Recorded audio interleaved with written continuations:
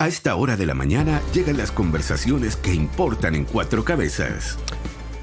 Bueno, llevo casi más de 10 años en la radio y yo creo que la pregunta que más he hecho en mi actividad radial es: ¿habrá o no habrá reforma de pensiones? Eso ya la llevo haciendo como una década y la vuelvo a hacer hoy día. Estamos al teléfono con la senadora de Renovación Nacional, Paulina Núñez. Senadora, muy buenos días. Hola, Quique, muy buenos días. Bueno, yo espero que haya reforma de pensiones. Ya. Tuve 2 periodos de diputada en la Cámara, por lo tanto, estos años, y ahora estoy en mi primer periodo como senadora. Y yo también he tenido que responder esa pregunta en varias oportunidades. Sí, pero así que coincido con tu análisis. Pero la verdad es que siempre al final del día han habido reformas, obviamente acercando posiciones. Y creo sinceramente, Quique, que es lo que el gobierno no está haciendo. Yo creo que para quien está en el gobierno siempre la situación es más compleja, porque al final del día es quien tiene que propiciar un acuerdo, escuchar, ceder y bueno, ojalá sacar aquello que por supuesto le haga bien al país, y yo creo que no es lo que está haciendo el gobierno. Por ejemplo, partimos con una al menos escucha esto del 6%, ¿verdad? De que el 6% fuera a la capitalización, al ahorro, al bolsillo en definitiva de cada trabajador y trabajadora, por lo menos escuchándolo, a eso voy. A propósito, bueno, de la alta aprobación que tiene por parte de los chilenos y las chilenas, de la ciudadanía.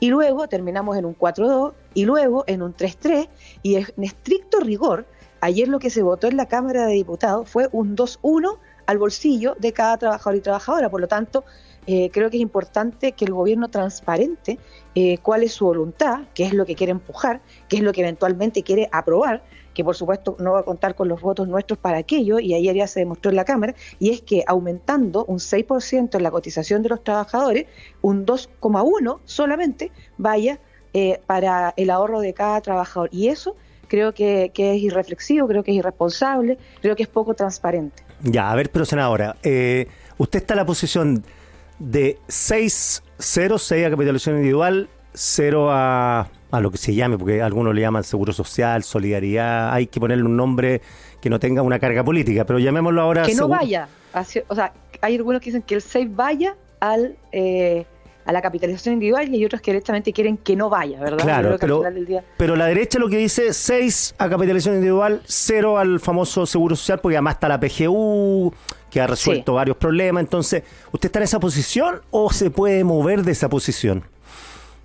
A ver, yo siempre he dicho que si uno pretende lograr algún acuerdo, algo hay que moverse, ¿verdad? Eso es como básico. Perfecto. Hoy día, en estricto rigor, cuando uno ve que el gobierno se mueve, voy a decirlo, como retrocediendo, en vez de acercando posiciones, porque el gobierno tiene que tener algo en claro. La oposición, mayoritariamente, quiere defender o avanzar solamente con un 6% en una capitalización individual, en el bolsillo de cada trabajador, en el ahorro de cada trabajador. Y por lo tanto, lo que está haciendo el gobierno, a mi juicio, es totalmente errático, porque lo que ha hecho ayer en la Cámara, después de haber anunciado, sí, la oposición, cierto, un eventual acuerdo, fue retroceder aún más. Entonces, eso yo creo que termina exacerbando al final del día las posiciones en vez de tratar de acercarlas. Lo siguiente, cuando se planteó un 4-2, por ejemplo, era 4% para el ahorro individual, claro, y un 2% para aumentar las actuales pensiones, o sea, a los actuales pensionados. Y por lo tanto, allí había una fórmula, a mi juicio, que podía haber acercado las posiciones. Pero ¿qué pasó? Al final del día se entendió que eso no era para la PGU, porque lógicamente cuando tú hablas, Quique, de los actuales pensionados, uno tiene que partir por quienes menos tienen, ¿verdad? Y menos aún, porque eso es lo que está entendiendo a su vez el gobierno hoy día con este sistema de reparto o seguro social, o como le han llamado distintamente durante estos días, que la exigencia es a quienes han cotizado, y por lo tanto eso es súper complejo, porque evidentemente quienes no han cotizado tienen grandes lagunas, son quienes menos tienen, principalmente las mujeres, y por lo tanto por eso nosotros siempre hemos propiciado que el aumento fuera a la PGU, donde ya sabemos que hay una cuestión garantizada, una cuestión universal, y evidentemente hay quienes, insisto, menos tienen. Por lo tanto, ahora también hay que decir algo bien sensato, que en el caso de la PGU se sostiene con los impuestos generales, claro, no con el ahorro de cada trabajador y trabajadora, que también es una cuestión positiva, porque no le estás pidiendo un esfuerzo, ni le estás diciendo a quien eventualmente se le va a aumentar su cotización, que además tiene que sostener la cotización del de al lado. O sea, aquí estamos, como algunos dicen, ¿cierto?, sosteniendo esto con los impuestos de los súper ricos, pero en definitiva con impuestos generales y no con la cotización de cada uno. Entonces, yo creo que el gobierno lo primero que tiene que hacer, Quique, es salir hoy de la Cámara, ojalá para bien, de lo contrario, y para bien no significa con un 2% en el ahorro de cada uno. O sea, eso evidentemente lo único que hace, insisto, es separar posiciones, exacerbar además la discusión. Y bueno, y no obtener los votos, porque ante tu pregunta inicial de esta conversación, obviamente que frente a aquello yo también votaría en contra. Claro, pero por ejemplo ha empezado a sonar otra fórmula, esto casi marea, pero parecen las formaciones de fútbol, pero 4 a capitalización individual, de 4 reales a capitalización individual, sí, y 2 al seguro social, por decirlo de alguna manera. ¿Eso a usted le cuaja o no le cuaja? Claro, porque yo lo traduzco así: 4 al ahorro individual a cada trabajador, y 2 a los actuales pensionados. Y allí se abre una nueva discusión. Ya, ese subtítulo es importante. Entonces, eso 2, es importante. En vez de hablar de un seguro social, solidaridad, todo eso, sí, a los actuales pensionados, ese 2 que vaya directo a través de la PGU, ¿o no? Idealmente yo creo, es exactamente, porque ahí habría que empezar a ver, por ejemplo, PGU, habría que empezar a ver, bueno, mujeres, habría que empezar a ver, a mí lo que no me gusta, y es que vaya a un sistema de reparto, primero porque me parece extraño todo esto, hago un paréntesis, pero bueno, relacionado con el tema, que el ministro Marcel diga, yo no entiendo, como que él no entiende por qué la oposición se ha mantenido durante 14 meses en un solo lado de la cancha. Y es súper fácil de entender, porque primero nosotros no creemos en un sistema de reparto. Claro. O sea, no, eso es lo que no logro que a su vez yo entender respecto de él. O sea, distinto será, bueno, yo tampoco, o sea, yo no comparto una posición, pero respeto la al frente, ¿verdad? Bueno, y ahí hay que decirle al ministro Marcel con todas sus letras, nosotros no vamos a votar un proyecto donde mayoritariamente los recursos vayan a un sistema de reparto y no a una solidaridad bien entendida. ¿Qué es para nosotros una solidaridad bien entendida? Evidentemente la PGU, por ejemplo.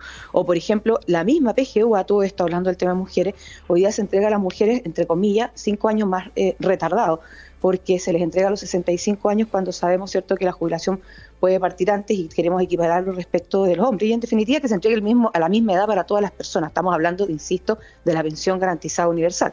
Y creo que si el ministro no se abre, digamos, a acercar posiciones y sigue sacando de este aumento del 6% para poder repartirlo de distintas maneras, obviamente que no va a tener los votos. Ya, a ver, porque está buena la fórmula: 4 ahorro individual, 2% a derechamente esa plata de todos, que vamos a poner todos los empleadores van a pagar esto, pero son fondos de los trabajadores y los empleadores. El empleador paga, el trabajador tiene ese 2% de los trabajadores. ¿Usted estaría dispuesta a conversar actuales si este 2 va a la PGU? Porque además lo que pasó, yo hablé con Cristóbal Uneos hace 2 días atrás y le preguntamos por qué la PGU, la gradualidad de la PGU se está extendiendo, y a los 2.50 no estábamos tan claros cuándo iba a llegar. Y él me dijo, mire, esto es porque no hay recursos fiscales nomás. Así me lo dijo. Me dijo, Mario Marcel está explicando esto, pero yo le digo en corta, no hay recursos. Entonces, sería tener una PGU 250 con esos 2% lo antes posible, ¿no? Exactamente. Nosotros desde el primer día hemos dicho, aumentemos la PGU, que insisto, ahí hay una solidaridad bien entendida, es garantizada, es universal, y por supuesto, entre más la aumentemos, le va a llegar más a quienes menos tienen. Y por lo mismo, creo que el gobierno se tiene que abrir una situación así. Ahora, convengamos en algo, que yo creo sinceramente que si esto logra pasar, porque creo que está peligrando. Sí, o sea, si logra pasar la Cámara de Diputados, estamos hablando de una situación hipotética de que usted tiene que tomar posiciones, pero capaz que no tenga que tomar posiciones, porque si no pasa por la Cámara de Diputados no llega al Senado. Exactamente. ¿Y en qué está en la Cámara? En la Comisión de Hacienda. Hoy debería empezar a revisarse y eventualmente votarse para que vaya a la sala luego. Y ojo con esto, porque ya vimos, ¿cierto?, cómo se pronunciaron nuestros diputados, que me parece correcto, porque si yo hubiese estado en esa posición hubiese votado igual en contra. O sea, mira, creo que la fórmula de la ADC fue mala y poco transparente. Nunca fue un 3-3, terminó siempre siendo con un 2-1 en el ahorro de cada uno, y creo que eso no... al final del día se terminó sabiendo, revisando, ¿cierto?, conociendo y por lo tanto rechazando. Entonces, claro, porque expliquemos a la gente que ese 3 se reparte entre el 2-1 y un 0-9 que va a un fondo solidario, por decirlo de alguna manera. del Así 3%. es, intergeneracional. Claro. Entonces no, eso no corresponde. O sea, uno tiene que decirle a la persona cuánto, si se le va a aumentar un 6%, cuánto va a terminar yendo realmente a su propio ahorro. Y no esta cuestión del 3-3 que al final terminó siendo un 2-1. Entonces, Claro. bueno, pero saliendo de aquello, va a ser muy importante lo que pase en Hacienda, porque recordemos lo que pasó con la reforma tributaria. Si con la reforma tributaria, después de 9 meses discutiéndose en la Comisión de Hacienda de la Cámara, terminó rechazándose en la sala. Estoy hablando incluso, ¿cierto?, de la idea de legislar, donde algunos, bueno, lógicamente se aprovecharon diciendo que poco menos uno quería discutir del tema. No, si veníamos hace 9 meses discutiendo del tema. Entonces, eso es lo que yo creo que el ministro Marcel, sobre todo, bueno, y evidentemente el gobierno, la ministra Jara, tienen que tratar de evitar si es que se logra, en definitiva, acercar posiciones. Si no, va a llegar al Senado a foja cero.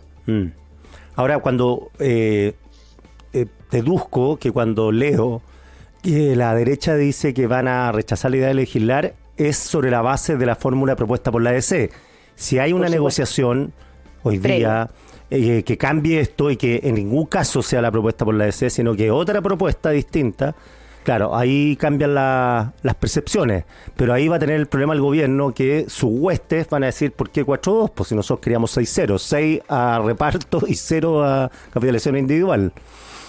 Sí, porque la realidad es imbatible, pues nadie está obligado a lo imposible, ¿no? O sea, porque precisamente lograr acuerdos es acercar posiciones y no lo que porfiadamente y mal guiados por la ADC han estado haciendo hasta ahora, que es empujar una fórmula, insisto, ¿cierto?, que ni siquiera era un 3 para cada uno, que ya era bastante alejado porque al final es la mitad de lo que cada uno proponía. Yo creo que en el Senado no hay piso para una cosa como lo que se está votando y discutiendo en la Cámara. Ya, pues está clarito el mensaje tanto, para el gobierno, por lo que lo escucho, es clarito el mensaje, o cambian el 3-3 o no hay idea de legislar, y si cambian el 3-3 podríamos conversar del 4-2, pero con ese 2 que vaya a la PGU. Eso más o menos...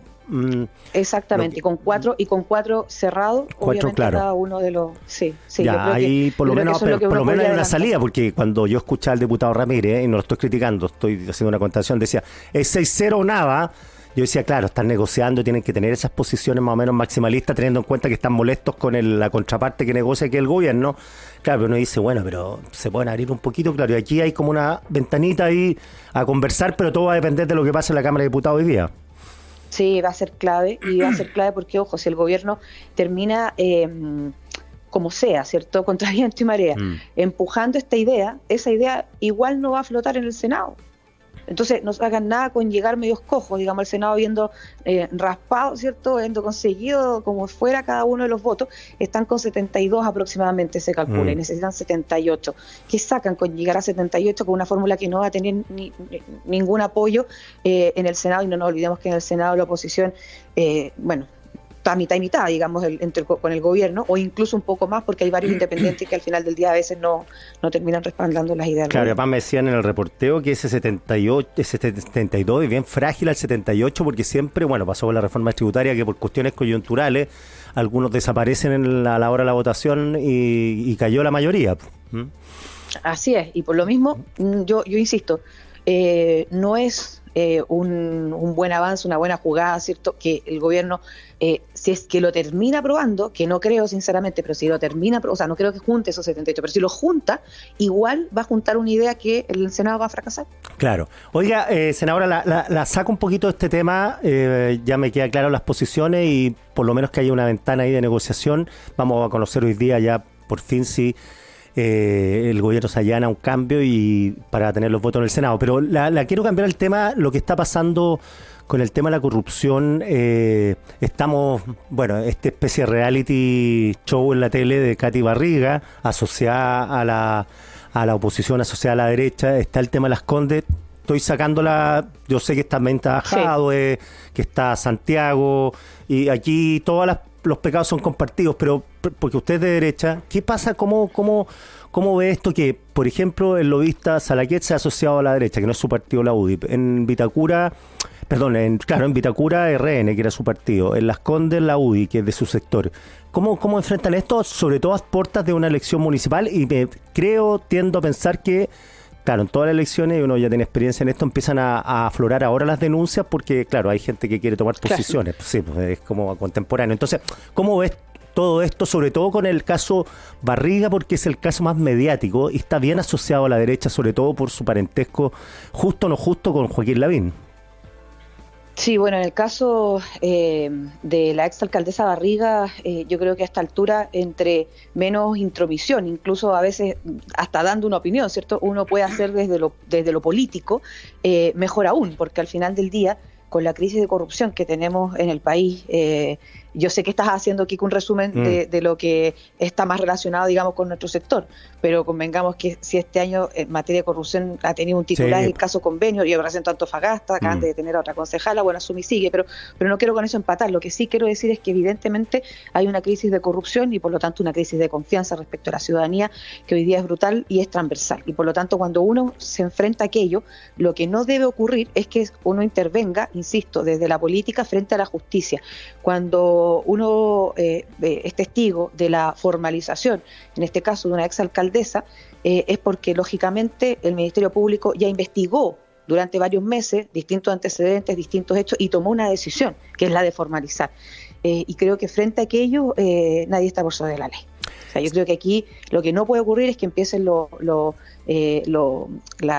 mantos de protección, o que no era tan así, o que vayamos comparando con otras situaciones. No, yo creo que aquí hay que dejar que la justicia haga su trabajo, y creo que no está de más insistir con una frase que, claro, se va repitiendo, pero que tiene un profundo sentido, ¿cierto? Que es que nadie está por sobre la ley, y que todo esto vaya demostrando de a poco que frente a los hechos de corrupción hay sanciones ejemplificadoras, y no como lo que ocurrió hace ya varios años atrás, donde hasta el día de hoy, ¿cierto?, recordamos, qué sé yo, las clases de ética como una sanción penal frente a otras situaciones que van ocurriendo en el país, que terminan con penas mayores y son, digamos, de menor envergadura. Bueno, entonces creo que en eso hay que ser súper claros. Y luego es muy distinto lo que tú planteas, Quique, respecto a quienes ejercen cargos, porque en este caso, bueno, estamos hablando de una exalcaldesa, pero es muy distinto cuando tú tienes personas cuestionadas, ¿cierto?, que se han visto envueltas en cuestiones y ejercen cargos, porque ahí, claro, se te cruza con lo que viene este año, que es un proceso electoral, que todos sabemos que en el caso municipal es el primer tiempo el partido, por decirlo de alguna manera, frente a una presidencial, y por lo tanto